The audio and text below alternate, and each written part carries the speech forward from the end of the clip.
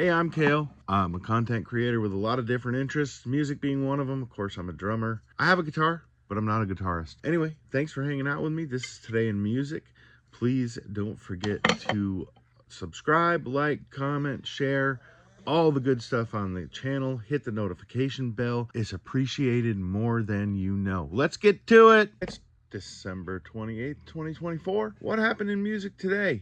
Let's find out. Born today, singer-songwriter John Stevens, otherwise known as John Legend, had a #1 hit. LaShawn Daniels was born today. He co-wrote Destiny Child's Grammy-winning hit, Say My Name. Helped with some of Lady Gaga's songs. Worked with Whitney Houston, Michael Jackson, Toni Braxton. He died in a car crash in South Carolina, age 41. Dutch singer and songwriter Anita Doth. In 1964, English musician Paul Wagstaff from Black Grape. 1958, Grammy-winning country star Joe Diffie. He charted 35 singles on Billboard's Hot Country Songs chart, 5 of which peaked at #1. In 1954, Rosie Vela, an American model, singer, and songwriter.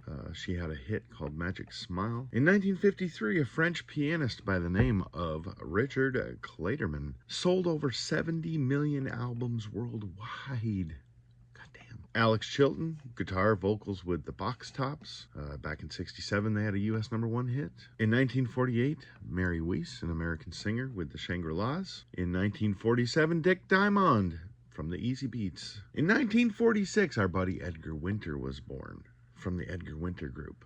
Great band, really good band. Mr. Edgar Winter was a multi-talented musician. He played saxophone on one of Meatloaf's hits and is also the brother of Johnny Winter. In 1943, Chad Hodges, who was an English musician and singer, a session musician who backed Jerry Lee Lewis and Gene Vincent. In 1942, a member of the rock band Mountain, Alan Schwartzberg, was born. Did some other work too. Did some stuff with Alice Cooper, Diana Ross, Frank Sinatra, John Lennon. I am the walrus! Cuckoo-cuckoo! In 1938, Charles Neville, an American R&B and jazz musician, part of the Neville Brothers. In 1936, young Jesse, who was a member of the Coasters. In 1932, the father of a Fleetwood Mac member, Billy Burnett.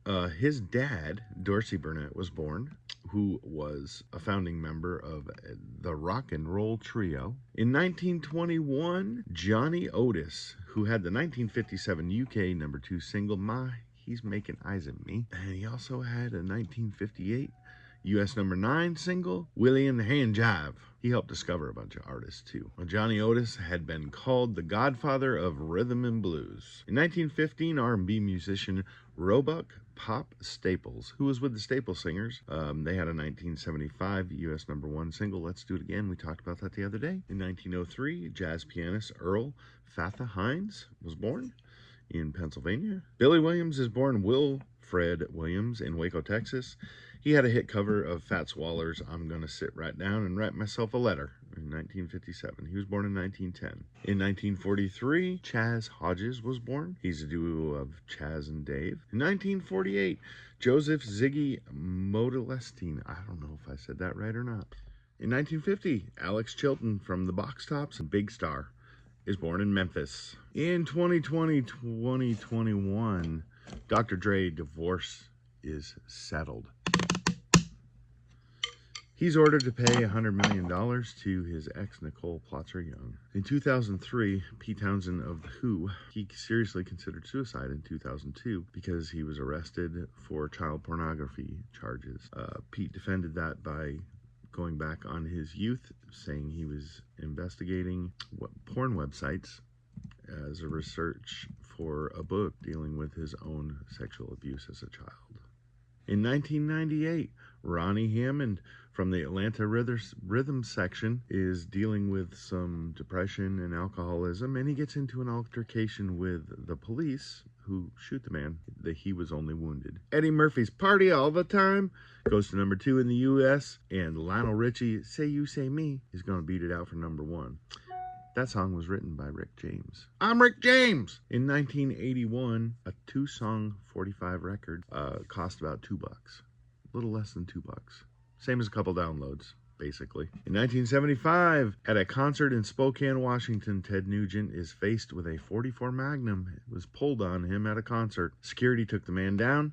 Ted Safe. Helen Reddy lands her third #1 hit. Angie Baby goes to the top. In 1972, there was a recent earthquake that claimed thousands of lives in Managua, Nicaragua. Mick Jagger and his wife visit to see if they can find her mother. Luckily, she is fine. In 1971, Keith Moon of The Who was hosting a show at Carnegie Hall. And you know who made their debut? Sha-na-na.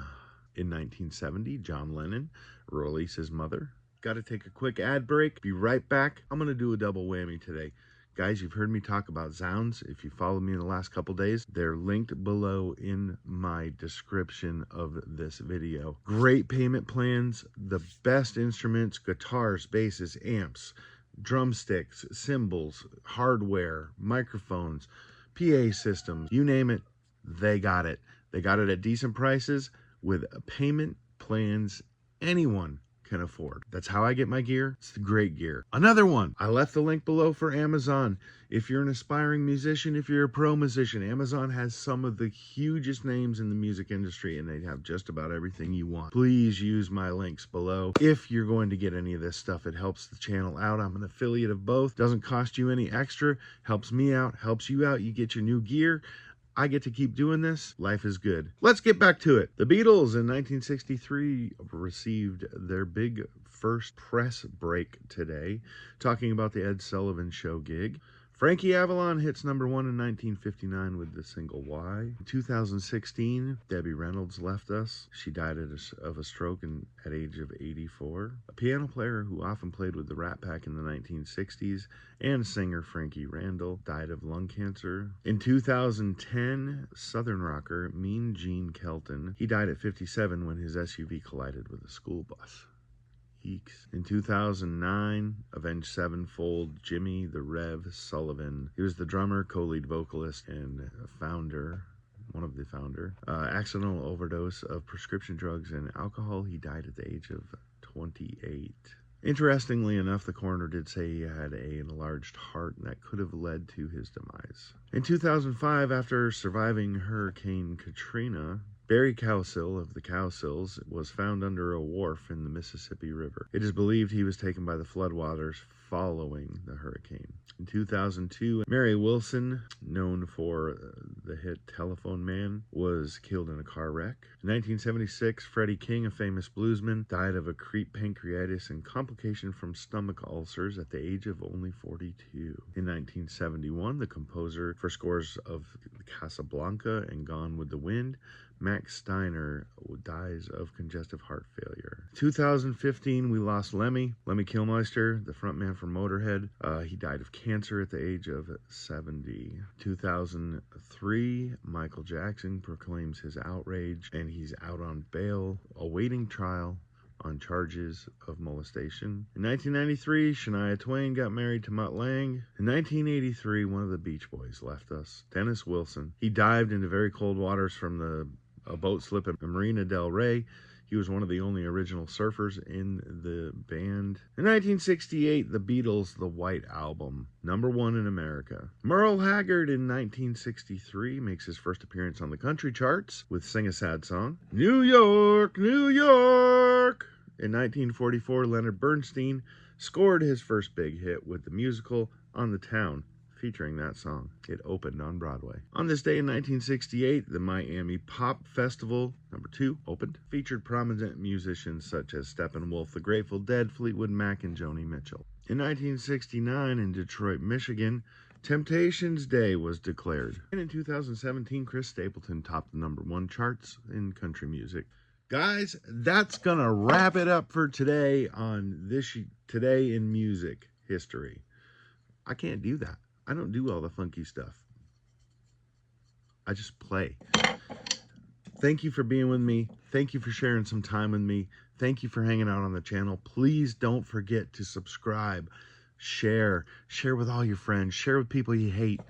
Do it. Comment. I love your comments. I love to read them, and I love to respond. I'm sure I missed some stuff, and I'm sure my information isn't 1000% accurate, but I do the best I can. That's it.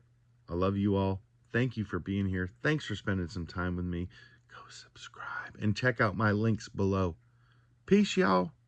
Till next time.